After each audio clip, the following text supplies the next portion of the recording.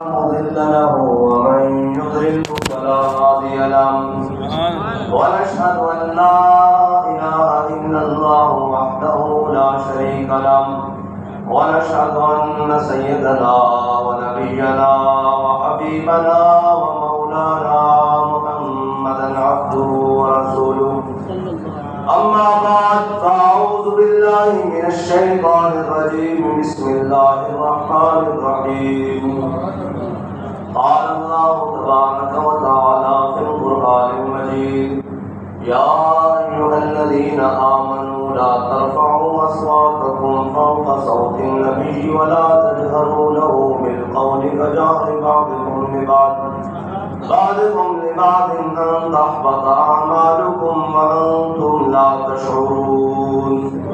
صدق الله العظيم وصدق رسوله النبي الكريم الأمين إن الله وملائكته يصلون على النبي يا أيها الذين آمنوا صلوا عليه وسلموا تسليما الصلاة والسلام عليك يا سيدي يا رسول الله وعلى آلك وأصحابك يا سيدي يا حبيب الله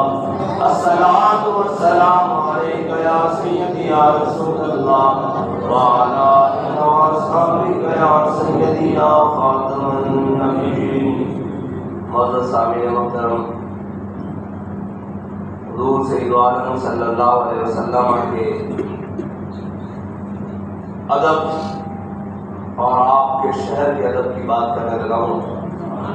سبحان اللہ، سبحان اللہ۔ پوری دنیا میں ہم نے تو اپنی آنکھوں سے ایک شخص ہی دیکھا ہے جس نے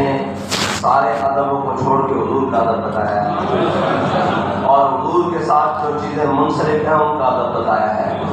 ورنہ ہم نے جہاں بھی دیکھا جس کو بھی دیکھا اس نے اپنا ادب ہی بتایا۔ بے شک، اس نے کہا مینو منو، بے شک، میری منو۔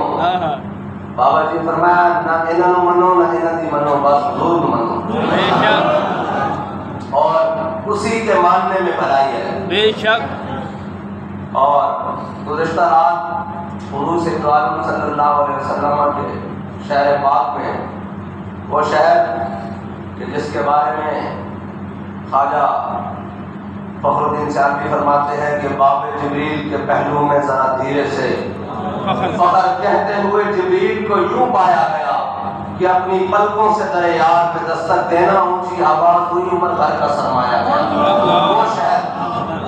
اور جس کے بارے میں میرے آقا مولا صلی اللہ علیہ وسلم نے فرمایا، جابر بن عبداللہ سے روایت ہے، میرے آقا نے فرمایا مدینہ،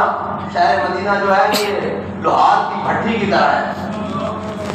یہ میل کشید کو دور کر دیتی ہے بے شک، اور جو پاک ہے اس کو مزید ستھرا اور نکھار دیتی ہے۔ او کما قال رسول اللہ صلی اللہ علیہ وسلم، میرے آقا مولا نے فرمایا یہ مدینہ جو ہے یہ لوہار کی بھٹی کی طرح ہے، جو اس کے اندر آئے اس کی میل کچیل دور ہو جاتی ہے، لیکن سم بکم عمي فهم لا يفقهون، جن کے دلوں پر مہر لگی چکی ہو نا، وہ کہتے ہیں باویں جڑے توڑے تمبے مول میٹھے نہ ہوندے باویں توڑ مکے لے جائیے، کوڑے خوب کدی میٹھے نہ ہوندے باویں سہم نہ گڑ پائیے۔ بابا جی حضرت مولانا روم کے حوالے سے ایک بات کرتے تھے کہ حضرت مولانا روم نے فرمایا ہے کہ جو بدبخت ہے نا اس کو نبی کی مجلس میں فائدہ نہیں دیتی۔ یہ جو ہے نا یہ بدبختی ان کے دلوں پر لے چکی ہے، اس کے بدبختی ہونے کی وجہ سے اس کے پیچھے ایک بدبخت ہے بے شک، جس نے اپنے اقتدار کی خاطر تو پورے پاکستان میں شور ڈالا اور اپنے اقتدار کی خاطر کہا کہ کانوں میں یہ بھی کہنا ہے کہ ہم نے آزادی لینی ہے۔ یہ تو بات کی بات ہے نا کہ آزادی کس سے لینی ہے، بے شک، لیکن ساری باتیں بتائیں لیکن حضور کا ادب نہیں بتایا، بے شک، اس لیے وہ بے ادب بن کر وہاں پھر رہے ہیں حضور کے دربار میں، جہاں پر ادب گاہے زیر آسمان از عرش شاہ تک۔ اور حضرت حسین بن حذیر جب حضور صلی اللہ علیہ وسلم کی بارگاہ میں آئے نا تو آگے حسین عیینہ بن حسن بیٹھا ہوا تھا۔ جب عیینہ بن حسن کو دیکھا تو حضور کی طرف ایسے کانے پھیلا کے بیٹھا ہوا تھا بڑی بے باکی کے ساتھ، تو آپ نے فرمایا واللہ لولا مجلس رسول اللہ لان فاس کو جم باتا، فرمایا مجھے اگر حضور کی مجلس کا حیا نہ ہوتا نا تو میں تیرا پیٹ پھاڑ دیتا۔ اور یقین مانے اگر حضور کے شہر کا حیا نہ ہونا تو ان کو 100 جوتے لگائے جائے وہاں پر۔ بے شک، تو حضور کی بارگاہ میں یہ باتیں کرتے ہو، بات ہے کہ جنہوں نے باتیں کی وہ بھی بدبخت. پتہ ہے نا امام حسین کا بدلہ لینے والا مختار سخی تھا. جب بدلہ مکمل ہو گیا نا تو اس نے بھی عدالت اپنے گلے لے لی. یہی بات ان کے لیے ہے کہ جانے والے بھی لاتی ہے. ہاں جی. ان کو حضور کے شہر میں وہاں تو جناب جتنا بڑا مرضی گناہ گار ہے اس کو پناہ ملتی ہے. وہاں تو جتنا بڑا مرضی خطا کار ہے وہاں تو بیٹی کو قتل کرنے والا آ جائے حضور کے دربار میں پناہ مل جاتی ہے. وہاں تو بڑے سے بڑا گناہ کرنے والا آ جائے اس کو حضور کے دامن شفاعت میں دامن کرم میں پناہ مل جاتی ہے. لیکن تم گئے ہو, تم حضور کے ناموس رسالت کے چور ہو. تمہیں چور کی آواز چور کے شادی کر کے تشریف لا, تمہیں چور کے نعرے لگ رہے تھے. اس کی وجہ یہ ہے کہ تم نے حضور سے بے وفائی کی ہے. اور یہ ہے کہ یہ کام بدبختی کرنے والے کون منسلک ہوئے, وہ بھی ایک بدبخت کے پیروکار منسلک ہوئے جن سے یہ کام کیا گیا. لیکن حضور سید عالم صلی اللہ علیہ وسلم کے دین کے لیے, حضور سید عالم صلی اللہ علیہ وسلم کی عزت اور ناموس کے لیے جو بابا جی ہمیں سبق دے کر گئے نا, ہم نے اس سبق کو یاد رکھنا ہے اور حضور کے شہر کا اور حضور کے ساتھ نسبت رکھنے والی ہر چیز کا ادب کرنا ہے. بے شک. اور ادب گاہ زیر آسمان از عرش نازک تر اور نفس گم کردہ میاں جنید و بایزیدی کا. بابا جی ترمیم کر کے پڑھتے تھے نفس گم کردہ میاں ابو بکر و عمر ہی کا. یہ اتنی نازک بارگاہ ہے جہاں پہ اولیاء صحابہ سارے سانس روک کر بیٹھتے ہیں. تم وہاں پر اپنے وقت پکارے لگاؤ, تمہارے لیے اللہ تعالیٰ کا بہت دردناک عذاب ہے. بے شک. اگر تم حضور سید عالم صلی اللہ علیہ وسلم کے اس شہر کی بے حرمتی کرو اور اس شہر کے اندر اپنے ایک جھوٹے لیڈر کی خاطر, اس کی کیا حیثیت ہے بھائی؟ وہاں تو بڑے بڑے سرور اور تاج والے ایسے ساتھ جھکا کر کھڑے ہیں, تم اس کے لیے باتیں کرتے پھرو. اور یہ بھی جو جاتے ہیں یہ اپنی شناخت کے ساتھ نہ جایا کریں, وہاں کوئی شناخت نہیں ہے, وہاں سب حضور کے غلام بن کر جایا کریں. جہاں جب یہ وہاں پروٹوکول لیں گے اور یہ ہوں گے تو پھر اللہ تو بڑا غیرت والا ہے نا, وہ سارے پروٹوکول والوں کو بے عزت کر دے گا. وہاں پر ہے نہیں, وہاں پر تو بالکل ایسے سانس روک کر اور وہ دور جہاں جگہ ملے وہاں خاموشی سے کھڑے ہونا ہے, کیونکہ یہ بڑی بات نازک بات کا ہے. لا ترفعوا اصواتکم فوق صوت النبی. یہی بات تو حضرت صدیق اکبر نے کہا جیسے حضور کی ظاہری حیات میں ہے, اسی طرح حضور کے جانے کے بعد بھی ہے کہ حضور کے سامنے آواز بلند نہیں کرنی. ہمارے علماء نے تو بڑی احتیاط کی ہے کہ وہاں پہ تو ذکر بھی اونچا نہیں کرنا, قرآن پاک بھی اونچا نہیں پڑھنا, بڑی احتیاطیں کی ہیں, بڑی احتیاط سے بات کی ہے. یہ ساری باتیں اس لیے ہیں کہ ہم بتانا چاہتے ہیں کہ حضور سید عالم صلی اللہ علیہ وسلم کے شہر کو آپ عام معاملہ نہ سمجھیں اور اس بات کو کوئی چھوٹی بات نہ سمجھیں. وہ حضور کا دربار ہے, وہاں پہ تو انبیاء اولیاء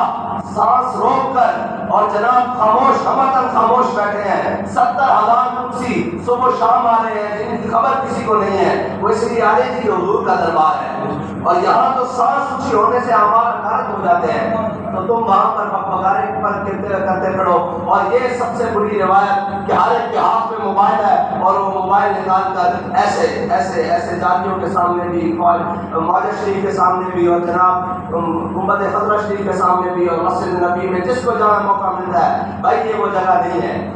یہ وہ جگہ نہیں ہے جہاں پر آپ ایسے بے باکیاں کرتے جاؤ. بہتر ہے کہ تم وہاں جاؤ ہی نہ, بہتر ہے کہ تم وہاں جاؤ ہی. اگر تمہیں احساس پیدا ہو جائے تو تم تو کبھی تصور ہی نہ کرو کہ ہم اس بارگاہ میں کھڑے کیسے ہوں گے. اور اگر تمہیں اللہ تعالیٰ اتنا تو پر فضل کر ہی دیتا ہے, مالک بلا ہی لیتے ہیں, تو پھر ان کے گھر کا آیا کرو. ورنہ تو صحابہ کھانا کھا کر حضور کی بارگاہ میں بیٹھے تھے تو آپس میں باتیں کرنی شروع کی. اللہ تعالیٰ نے قرآن کی آیت نازل کر دی کہ خبردار میرے حبیب کے گھر باتیں نہیں کرنی, اور جب میرے حبیب کسی دعوت پر بلائیں تو کھانا کھا کے فوراً منتشر ہو جاؤ. میرے حبیب کے گھر میں آپس میں گپے نہیں. اللہ تعالیٰ نے سختی فرمائی اس لیے کہ یہ حضور کا در ہے نا. اس سے آگے پھر رکتے ہیں یہی قدم آپ کے اہل نظر کے, اس کوچے سے آگے نہ زمان ہے نہ زمین ہے, اور ہر ایک کو میسر کہاں تیرے در کی غلامی, اس در کا تو درباں بھی جبریل امین ہے. یہ کوئی عام بات نہیں ہے اور بڑی خطرناک بات ہے. اتنی بے باکیاں اچھی نہیں ہیں, اتنی بے باکیاں اچھی نہیں ہے. یہ نہ ہو کہ اللہ کا قہر اور اللہ کا جناب جلال وہ جوش میں آ جائے اور تم سب کو پسند کر کے رکھ دے. تم وہاں جا کر کسی لیڈر کی بات نہ کیا کرو. ہمارے بابا جی نے تو ہمیں نام بھی دو دیا ہے, ہمیں بابا جی یاد آئے نہ آئے, ہم وہاں کہیں بھی حضور کا ذکر ہو تو ہم نعرے کو بلند کرتے ہیں کہ لبیک لبیک یا رسول اللہ لبیک لبیک یا رسول اللہ لبیک لبیک یا رسول اللہ لبیک لبیک لبیک یا رسول اللہ لبیک۔ ہمارے پاس تو نعرہ اور اعلامیہ اور بیانیہ وہ ہے جس میں ذاتی تشخص ہے ہی نہیں، جس میں ذاتی شخصیت ہے ہی نہیں۔ وہ حضور کی بارگاہ میں لگایا جائے تو حضور بھی خوش ہوں گے، اور اگر تم وہاں کھڑے ہو کر کہے گو کہ اب آئے گا عمران تو پھر تو یہ بری بات ہے نا، یہ تو قبول ہی نہیں ہوتا۔ کوئی آ کے کہے کہ اب شیر آیا، ہم تو کہتے ہیں نہیں حضور کا دین آیا، ہم تو یہ کہتے ہیں کہ تاجدار ختم نبوت زندہ باد زندہ باد۔ ہمیں تو بابا جی نے بات ہی ہوتی ہے کہ ہمیں حضور کے سامنے بات کی کرتے ہوئے بھی کوئی شرمندگی نہیں ہے، کل حشر میں بھی کوئی شرمندگی نہیں ہے، اور اس وقت بھی کوئی شرمندگی نہیں ہے جب ہم صبح حشر چلیں گے کے ساتھ اور قافلہ ہوگا رواں، اس میں بھی ہم جب کہہ رہے ہوں گے کہ تاجدار ختم نبوت زندہ باد، کوئی ہم تک کہہ سکے گا کہ یہ آپ کیا کر رہے ہو؟ ہم تو ماتوں کے نعرے لگاتے جا رہے ہوں گے نا، اور جب ہم کسی بھی مقام پر میدان پر کھڑے ہو کر کہیں گے کہ لبیک تو پھر بھی ہمیں کوئی نہیں روکے گا۔ اور جناب جب ہم حضور کو سامنے دیکھ کر، ہماری تو طاقت نہیں ہے، حضور تشریف لائیں گے جب یہ کہتے ہوئے کہ انا رہا تو ہم یہ کہیں گے کہ انہیں جانا انہیں مانا انہیں جانا انہیں مانا۔ ہماری تو وہ بات بھی ایسی ہے کہ جس بارگاہ میں جس حال میں کی جائے گی قبول ہوگی، ہمارے پاس ایسی کوئی بات نہیں ہے۔ اس لیے ان سب کے دامن، ان کے سارے دامن چھوڑ کر حضور کے دامن سے وابستہ ہو جاؤ، اور اس بابے کی بات مان لو جس نے تمہیں ہر مقام پر حضور کا ادب سکھایا ہے اور ہر مقام پر حضور کے دامن سے وابستہ کیا ہے۔ اس بابے کے مشن پر آ جاؤ، اور وہ مشن کیا ہے؟ وہ حضرت صدیق اکبر سے لے کر حضرت غازی نعمتدین تک، ممتاز قادری تک، یہی مشن ہے، امت کا مشن یہی ہے۔ یہ تو یہود و نصارہ کے ایجنٹ 4 دن کے لیے آتے ہیں اور اپنی لوگی بجاتے ہیں، پھر آپ کی غیرت بھی جگاتے ہیں۔ میں نے کہا جلیا غیرت ذاتی حیثیت واسطے نہیں جا سکتی، غیرت اثر رکھی صرف حضور واسطے۔ وہ آپ کی غیرت کو پہلے وہ آپ کو کہتے ہیں گھبرانا نہیں، پھر آپ کو کہتے ہیں یہ نہیں کرنا، پھر آپ کو کہتے ہیں وہ نہیں کرنا، پھر آپ کو کہتے ہیں آپ کی غیرت کا امتحان ہو گیا۔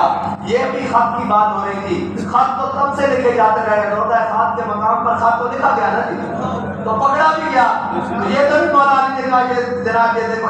یہ کیا ہو گیا، یہ خط لکھا گیا ہے۔ خط تو میں نے رات بھی بتایا کہ خط تو کعب بن مالک کو بھی آیا کیسر روم کی طرف سے، خط آیا اور خط میں لکھا ہوا تھا کہ سنا ہے میں نے کہ تیرے نبی تجھ سے ناراض ملتے ہیں، تو آجا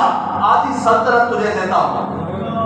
اپنے نبی کا دامن چھوڑ کر میرے ساتھ آجا، آدھی سلطنت تجھے دیتا ہوں۔ تو حضرت کعب بن مالک نے جب وہ خط پڑھا نا تو اٹھا کر کسی کتاب میں نہیں رکھا، کسی الماری میں نہیں رکھا، کسی محفوظ مقام پر نہیں رکھا، بلکہ اس کو جلتے ہوئے تندور کے اندر ڈالا۔ فرمایا کبھی دل میں بھی خیال نہ گزرے کہ میں حضور کے دامن کو چھوڑ کر کسی اور کے پاس چلا جاؤں۔ تو خط لکھے جاتے رہے ہیں، خط لکھوائے بھی جاتے رہے ہیں، یہ تاریخ ہے۔ کبھی کسی نے خط اٹھا کر یہ نہیں کہا کیوں میں مظلوم بن گیا۔ پھر صرف یہی بات نہیں، بات یہ ہے کہ یہ ملک ہم نے 10 لاکھ قربانیاں دے کر یہ ملک حاصل کیا ہے، اور یہ ملک ہم نے ان عیاشوں اور بدماشوں کے لیے حاصل نہیں کیا کہ جو ان کے منہ میں آئے وہ بکے جائے۔ یہ ملک بھی ہمارا ہے اور اس میں تمام ادارے بھی ہمارے ہیں، کیونکہ بابا جی نے فرمایا ہے کہ یہ ملک لا الہ الا اللہ محمد رسول اللہ کی بنیاد پر بنا ہے، اور اس ملک کو ہم نے بڑی قربانیوں کے ساتھ حاصل کیا ہے، اور اس ملک کو ہم نے پاکستان کا مطلب کیا لا الہ الا اللہ۔ اور یہ قربانیاں وہ نہیں جو صرف 47 میں دی گئی، یہ قربانیاں تو 1857 سے شروع ہوئی، جب ہمارے بڑوں کو ہاتھی کے اوپر باندھ کر، گھوڑوں کے اوپر باندھ کر اور اونٹ کے اوپر باندھ کر درخت کے نیچے سے گزار دیا جاتا، اور ان کے من کے ایک طرف لٹک جاتے، اور ان کو توپوں کے منہ کے آگے باندھ دیا جاتا اور توپ چلا دی جاتی، اور جناب صبح و شام 18,000 علماء کو پھانسیاں دی گئی، اور جناب صلحاء کو، فقیروں کو، عوام کو، سب کو پھانسیاں دی گئی۔ تو وہ اتنی بڑی قربانیوں کے بعد یہ 47 کی تاریخ اٹھی تو یہ ہمیں ملک ملا ہے۔ اور یہ اگر میں ایک بات کرتا ہوں کہ ہمیشہ یاد رکھنا، قائد وہ نہیں ہوتا کہ جو آسانی کا وقت ہو تو کہے یہ چھوٹا سا طبقہ ہے ہم ان سے نپٹ لیں گے، یہ کر لیں گے، وہ کر لیں گے۔ اور بھائی قائد تو ہوتا ہی وہ ہے جو مشکلات میں حوصلے کو بلند رکھے۔ ابھی تو ابتدا کیا ہے، ابھی تو بہت ساری ذلت باقی ہے، تو تو نے بھونکنا شروع کر دیا جی ایسے ہے جی ہماری فوج بھی ایسے ہے جی اب یہ ایسے ہے، بھائی یہ ہمیں قبول نہیں ہے، اس لیے کہ یہ ملک حضور کے نام پر بنا ہے اور اس میں بسنے والی ہر چیز وہ ہماری ہے، وہ کسی کے باپ کی نہیں ہے۔ ہم بابا جی فرماتے تھے اس ملک کے ایک پتا ٹوٹنے کے بھی روادار نہیں ہے، ہم کسی کو کیسے برداشت کر لیں کہ وہ چوکوں پر کھڑا ہو کر اس ملک کی بدخائیاں کرتا رہے۔ جب تو اقتدار میں تھا سارا کچھ ٹھیک تھا، چل رہا تھا، دودھ کی نہریں بہہ رہی تھی، یہاں لوگ شہد کھا رہے تھے میٹھے کی جگہ، نہیں ایسا نہیں تھا۔ مسئلہ یہ ہے کہ اگر کوئی آ گئے ہیں دوسرے حکمران، لیکن ایک بہت بڑی بات یہ ہے کہ اتنی بڑی نااہلی ہم نے کبھی نہیں دیکھی۔ اس ملک کی نجات اور اس میں بسنے والے عوام کی نجات تو ہے حضور کے دین میں نا، لیکن جب تک حضور کا دین نہیں آتا یہ جو ٹوٹا پھوٹا نظام، یہ جو باطل کا نظام چل رہا ہے اس کو بھی اس نے ختم کر دیا ہے۔ حضور کا دین لانے والا کون ہے؟ وہ تو تحریک لبیک یا رسول اللہ یا کچھ اس کے ساتھ ہم ذہن ہے، باقی تو کوئی نہیں ہے نا حضور کے دین کی بات کرنے والا، کوئی بھی نہیں ہے۔ اور یہ جو ٹوٹا پھوٹا نظام چل رہا ہے، پاکستان کا دل ہے پنجاب، ٹھیک ہے، اور پنجاب کا دل ہے لاہور، یہ صوبائی دارالحکومت ہے، کتنے دن سے بغیر وزیر اعلیٰ کے چل رہا ہے، بغیر ذمہ دار کے چل رہا ہے، یہ کوئی چھوٹی بات نہیں ہے۔ سازش تو یہ ہے ملک کے خلاف، اصل سازش تو یہ ہے ملک کے خلاف کہ جو کچھ چل رہا ہے تم چاہتے ہو کہ وہ بھی ختم ہو جائے، تو تمہیں یہ نہیں کرنے دیا جائے گا، اور تمہیں یہ بھی نہیں کرنا دیا جائے گا کہ جو تمہارے منہ میں آئے تم جس کے خلاف بک دو، اور تمہیں یہ بھی نہیں کرنے دیا جائے گا۔ اس ملک کے ایک پتے سے لے کر اوپری آخری حد تک جو پارلیمنٹ کے ماتھے کے اوپر لکھا ہوا ہے نا لا الہ الا اللہ محمد رسول اللہ، وہ سب کے محافظ ہم ہیں، وہ سب کے محافظ ہم ہیں، وہ آئین ہو، وہ دستور ہو، وہ کوئی چیز ہو، وہ سب کے محافظ تحریک لبیک یا رسول اللہ والے ہیں۔ اور دوسری بات، وہ جو نام کیا ہے بابا جی اسے کہتے تھے کنچڑیا، یہ جو وزیر اعظم بن گیا ہے اس کو پھر ایک دفعہ کہتا ہوں کہ یہ ذلت ایسے نہیں ہو رہی، یہ ذلت اس وجہ سے ہو رہی ہے کہ تم کیا کہ گئے ہو کہ میں اس قانون کے ساتھ مل کر کام کروں گا، تو دیکھ لو سین نبی میں تمہاری ذلت ہو رہی ہے، وہاں پہ تو چور کو بھی چور نہیں کہا جاتا، وہ تو اعلیٰ حضرت نے فرمایا چور حاکم سے چھپا کرتے ہیں یا اس کے خلاف تیرے دامن میں چھپے چور نہ پا تیرا، وہاں تو چوروں کو پناہ ملتی ہے، گناہگاروں کو، کیونکہ میرے آقا نے فرمایا شفاعت کی اہل الکبائر، میری شفاعت تو ہے ہی بڑے گناہ والوں کے لیے ہے، بڑے گناہگاروں کے لیے ہے، بڑے غداروں کے لیے نہیں ہے، تو گناہگار بن کر جاؤ نا، غداری تو نہ کرو حضور کے ساتھ، اگر غداری کرو گے تو پھر تم کیا، تمہاری حیثیت کیا، یا حجاج کو اللہ نے بچوں سے مروا دیا تھا، یا تو جناب وہ اگر حضور کے دامن سے وابستہ ہو جاؤ گے تو حبشی غلام ہو، کالا ہو، ناک بھی چپٹی ہو، بلال حبشی ہو، وہ کعبے کی چھت پر چڑھ جاتا ہے، اور اگر سکا چاچا بھی ہو تو قرآن کیا کہتا ہے تبت یدا ابی لہب وتب، ہاں یہ وہ بڑی نازک بارگاہ ہے، بہت نازک بارگاہ ہے، اس کے اندر کوئی ایسی بات نہیں چلتی۔ اللہ تعالیٰ مجھے اور آپ کو حضور کا ادب نصیب فرمائے، اور اگر کوئی وہاں چلا جائے تو اس کو باادب حال بھی نصیب فرمائے، بس اسی طرح سے کہ ادب داہز زیر آسمان عرش نازک تر اور نفس گم کرنا می آیت جنید خدا یزیدی جا۔ علامہ اقبال نے تو پھر بات ہی ختم کر دی، کہتا ہے خاک طیبہ از دو عالم خوش طرف، کہتے تم حضور کے دربار کی بات کر رہے ہو، ہمیں تو جو طیبہ کی خاک ہے وہ پورے دو عالم سے بہتر ہے، ہر چیز سے بہتر ہے، خاک طیبہ از دو عالم خوش طرف، اے خون کے شہرے کے آجا دل برس، بس آخر دعوانا الحمدللہ۔